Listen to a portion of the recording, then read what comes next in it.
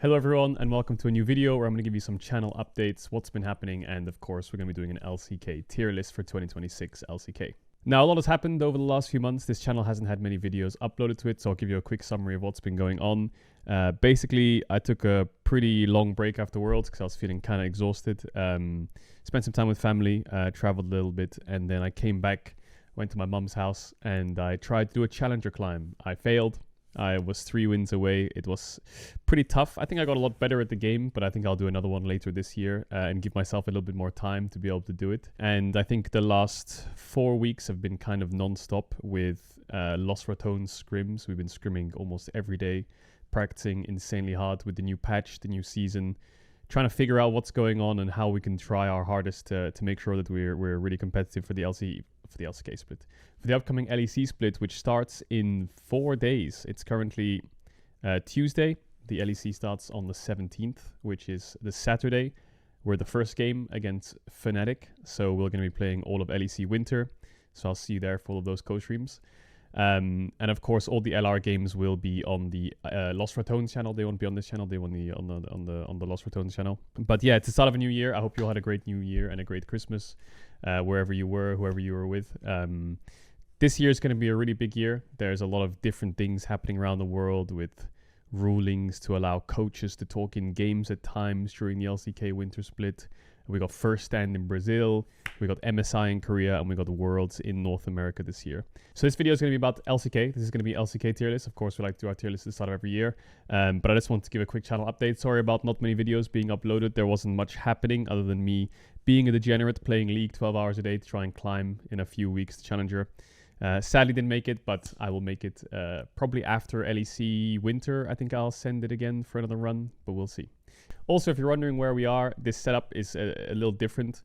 Right now we're in Berlin. I'm with the boys. They're through that door over there. And this is the office we're going to be playing from. So this will be my streaming background for the next 4 to 5 weeks, I would say, or YouTube background. It's in the G2 office, so shout out to G2 for letting us stay here for a little bit. I'm sure they've got hidden cameras everywhere to watch what we're doing and watch what Baus is doing in the top lane. But even that info won't help them when we take them out. So yeah. Anyway, enjoy the video. LCK tier list. All right, let's get right into it. There's been a lot of shake-up in the LCK. We've been through a lot of the rosters already in one of the previous videos for the off-season. A lot has changed through a lot of teams, and a lot of players have been kind of shifting around. So we'll go through it and let me know what you think in the comments below. But yeah, I think the LCK will follow a similar trajectory to last year, with some teams being more competitive in the middle of the pack. So we'll start in the order that it's in. We've got FEARX. So for those you don't know, FEARX actually renamed to DNS. It's now DN Supers. People called DNF did not finish, and now they're called DNS, and now they're saying they did not start. They kept Dudu and Piosik, but they got Closer, who I've been a massive fan of. He was on Sandbox, FEARX, all that stuff. The LCK, the thing with the LCK is you need a really strong mid laner to be competitive in the table. And that might sound silly, but because the league is so stacked with the top teams having such insane mids, I mean, just think about it, right? You have Zeka, BDD, Faker, Chovy, Showmaker. Now you have players like Closer, you have players like Scout now in the league. So I think having a really strong mid AD is very important for a team to succeed. So you have Closer in mid, Doctam and Peter, who were KT's bot lane from the World Finals. DNS actually managed to pick them up, and KT have changed out their bot lane. Overall, maybe I'm living in the past a bit, but Dudu was a player that when he was on KDF, I felt like he was a really strong top laner. Closer, I think, is a really decent solo laner for at least middle of the pack. You've got a really strong bot lane now who grew a lot through last year and have been together for a while. And Piosik, who's pretty experienced. So I would say overall for me, I mean, to be honest, DNF, they went like 0-20 something. So it can only go up from there. But I think that's a solid middle of the pack team. I can see it, I can see this team contesting some games against the top teams, being a little bit competitive. We'll have to see though, but I definitely think this is probably the upper end of the middle pack. Maybe I'll move them up to A- or something later on. Depends how the things shake up. But next up we got GENG, and GENG, I mean, they didn't change their roster, and I think they were the most dominant team across the year. Yes, they didn't show up at Worlds, but I think that period in spring, they were dominating when they reverse swept Hammerlife. From that point onwards, it just felt like GENG was unstoppable. All the way up until Worlds, where somehow KT just did the thing again. Don't know how, but they did. But I feel like domestically, you cannot say that GENG is not at least top 2 team. I think that they will be one of the strongest teams in the tournament. I don't think there's much to say. I think everyone knows GENG, Keen, Canyon, Chovy, Rudo, Duro. Maybe slight worries. I do think that, I don't know what you guys think, but I felt like Canyon leaves me a little bit wanting more recently. I feel like the last 6 months of last year, I didn't really see the Canyon of old. So hopefully he's turning it around. And I really do sympathize with Chovy a lot. We had the league awards, and I think he won an award for Player of the Year, LCK Player of the Year, one of the two. And he was saying in his thank you message that he didn't deserve it and stuff like this. And he just looks like he's been through a lot, man. And I really hope that Chovy finds international success this year at Worlds specifically.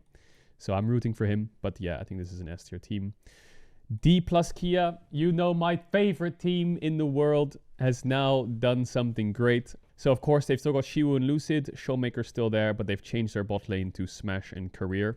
Now, Smash obviously was on T1. He's moved over to DK. Career is actually debuting in the LCK. I don't know much about him. I know that he was on DRX's academy team and FEARX's academy team.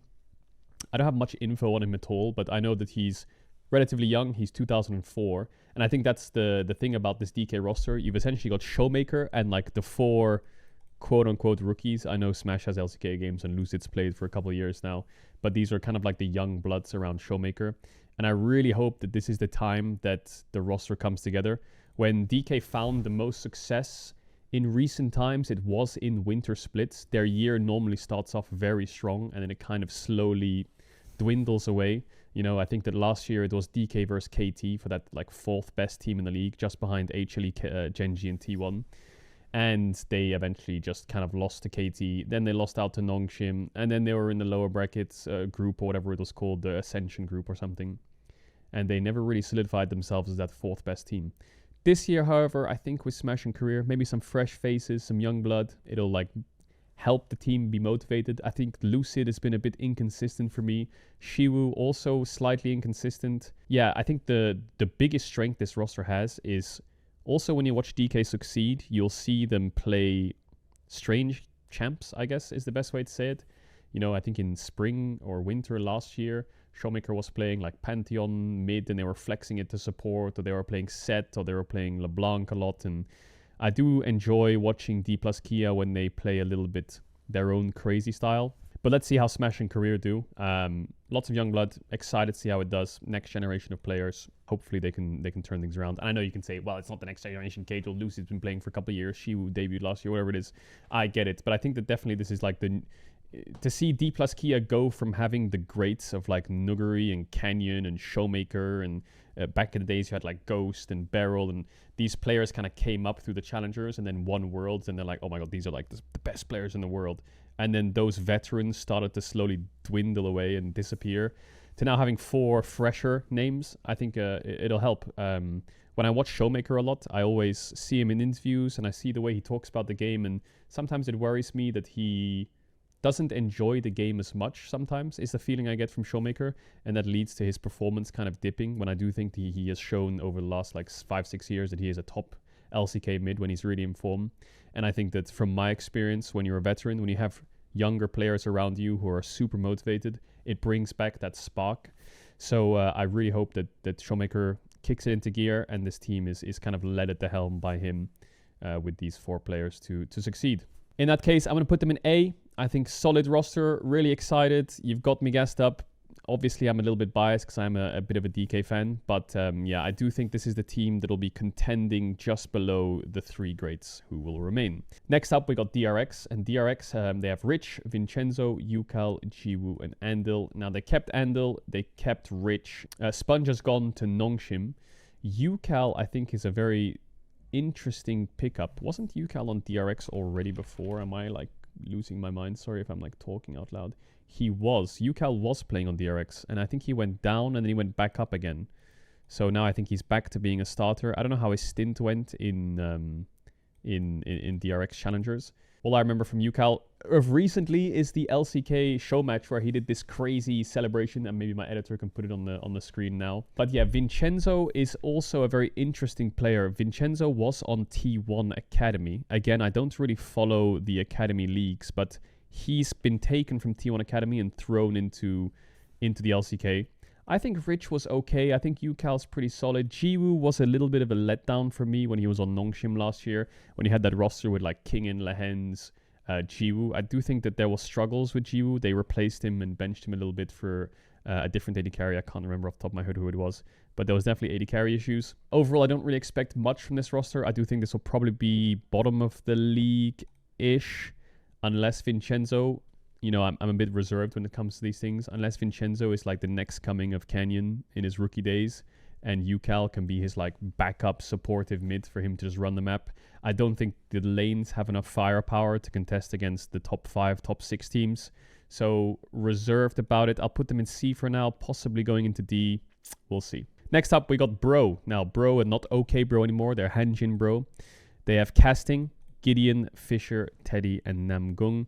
A couple names here who I'm not too sure on. I think Namgung is the one that I've not really heard of. Let me do a little bit of a search. So Namgung has been on Bro Academy for a while, or he was on GENG Academy, and then he was on Bro for 1 month. But did he debut? I don't think he did. Maybe he did for Kespa Cup, because it says he was there from November 2025 to December 2025, and then December 25 to January 26 for 1 day. I think that's because Bro probably renamed, and then they just kind of made a new column. It's actually probably because they renamed. He probably signed in the off season, and then the rename just makes it look weird. But he was on GENG Academy, 22 years old. Don't know too much about him. Casting was on KT, I believe, in their academy team for a little while. He was also on GENG apparently, but yeah, 2 years with KT Rollster Challengers. I think he's won the LCKCL quite a few times. He's won it twice. And KT was always this powerhouse academy team. They had like, as far as I can remember, they had like Zinni, Paddock, Young J, players like this, and he was always top of the table. Again, I didn't watch LCKCL, but they've basically picked up a top laner who was placing in the top 2, top 3 of the LCKCL for the last couple of years. So I've heard also pretty good things about him when I tune into Chronicler's stream every now and then. So promising player, I would say, on the upcoming. He's actually 22 years old. Fisher was on Nongshim. I think Fisher is also, he's okay, I would say. Not exactly like an exceptional player. I think he was pretty decent. Gideon also fits into that boat for me, where it's like kind of mid to bottom tier table, mid jungle. But Teddy, you know, Teddy's getting quite old now. How old is Teddy? Teddy must be almost 30 years old. 27, what am I saying? Oh, his birthday's close to mine, 2798. Yeah, Teddy's getting quite old, but I still think that Teddy, he's been on a couple, ever since he left T1, he's been on a little bit of the quote-unquote bottom tier teams, but his performance on those bottom tier teams has always been pretty good.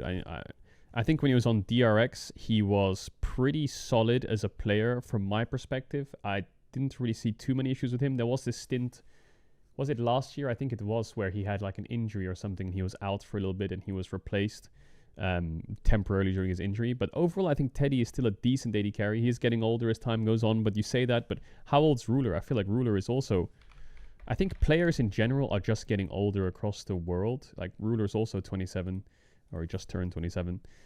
Players in general are getting older across the world, but their mechanics are still holding up pretty well. So I think Teddy will be a pretty solid AD carry. I think, again, similar to DRX for me, this will probably be like a C tier team.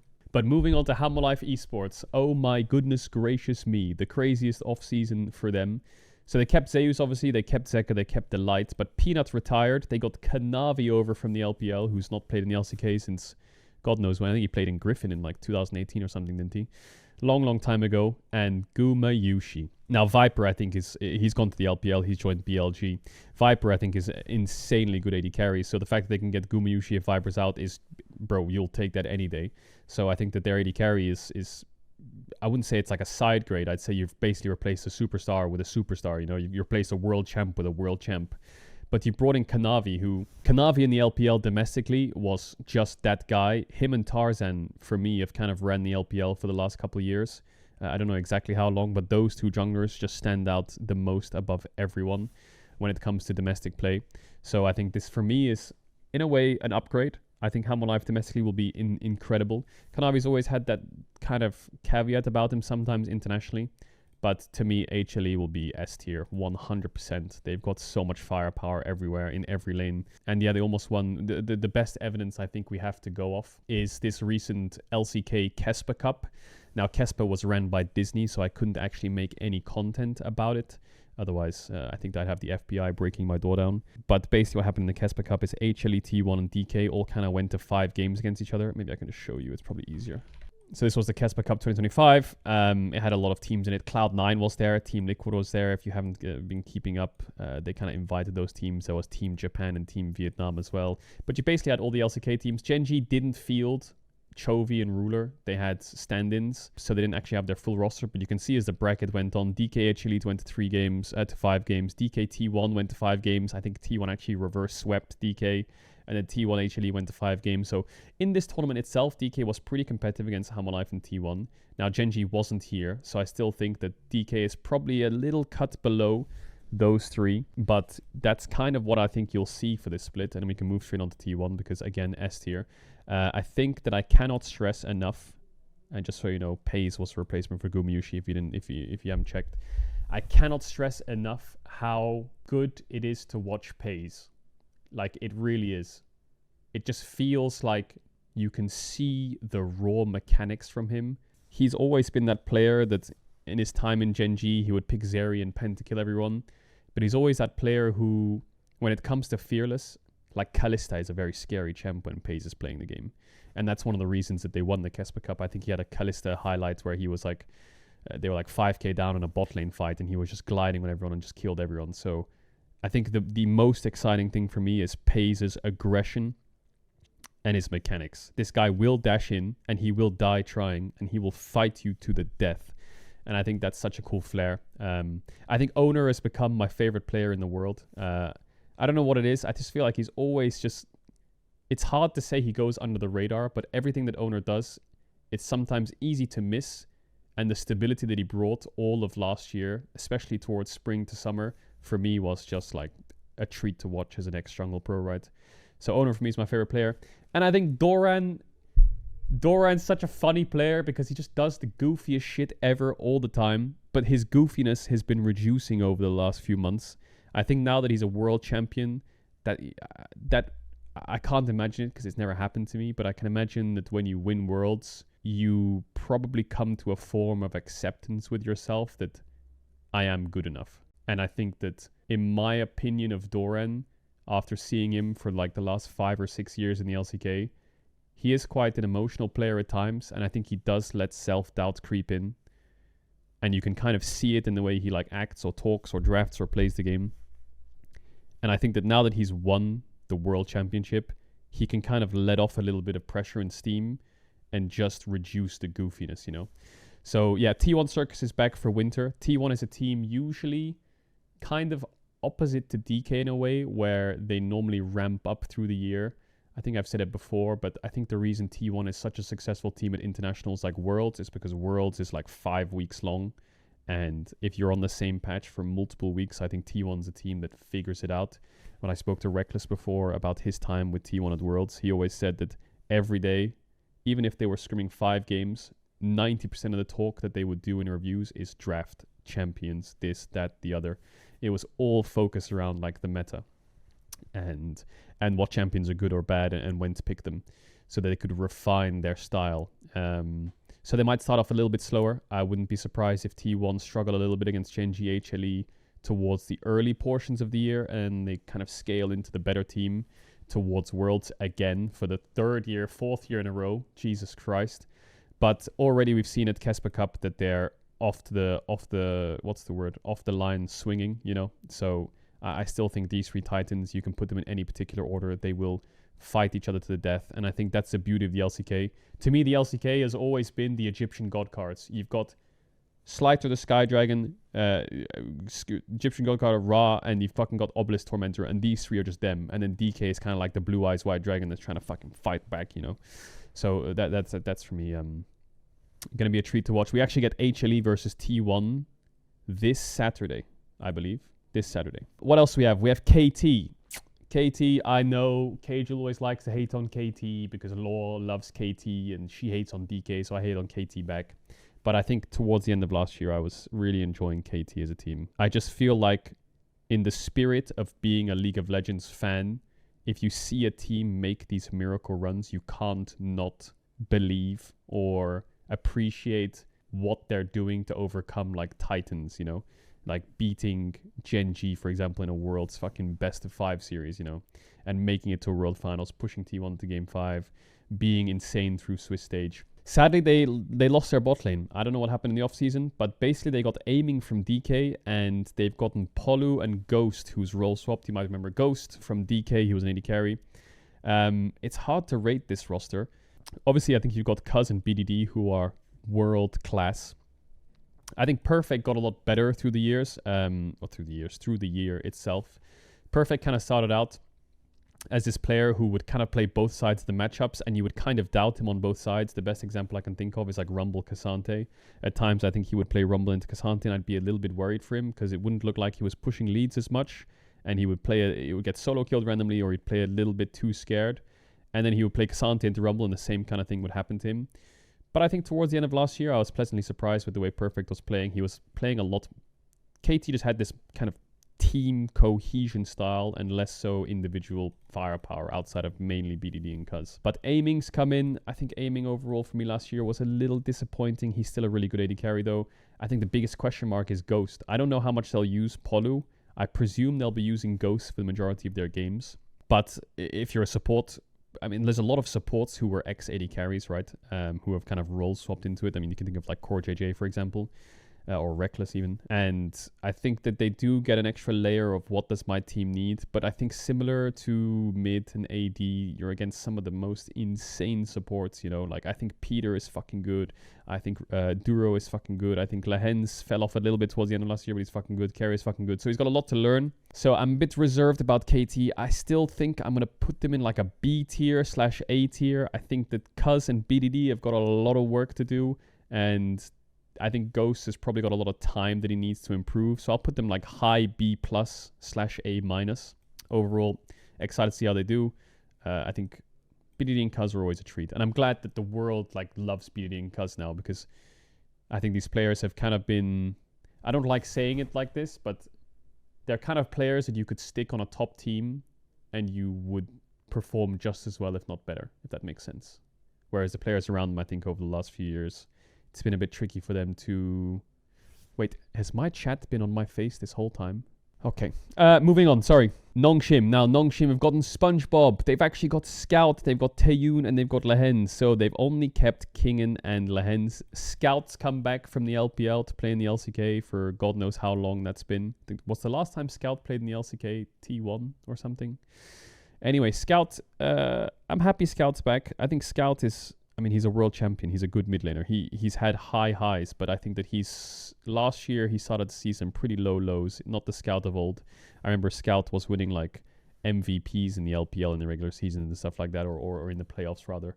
I'm not exactly sure when, but it wasn't too long ago. But I think towards the end of last year, a bit of a fall off. Maybe in the LCK he comes back. SpongeBob, I think, was pretty solid. He was on DRX. Taeyun, I remember watching Taeyun's games and not being that impressed by him. I think he played in like KDF for quite a while. He then went over to WE, so I actually haven't followed his track through the LPL. Maybe there's a world where he like got better through the LPL. But yeah, not too sure what to think about Taeyun in general. It's been a while since he's been in the LCK. For me, this team is kind of like bottom of the B tier.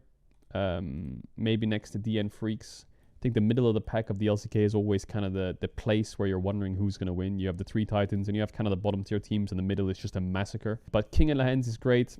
I think Kingen's probably the best player on this roster for me, 100%. It's just when you look at forms, I think the unlucky thing for Nongshim last year was the way the summer system worked is you basically had 2 groups, and in group 1 you had T1, HLE, GENG, KT, Nongshim.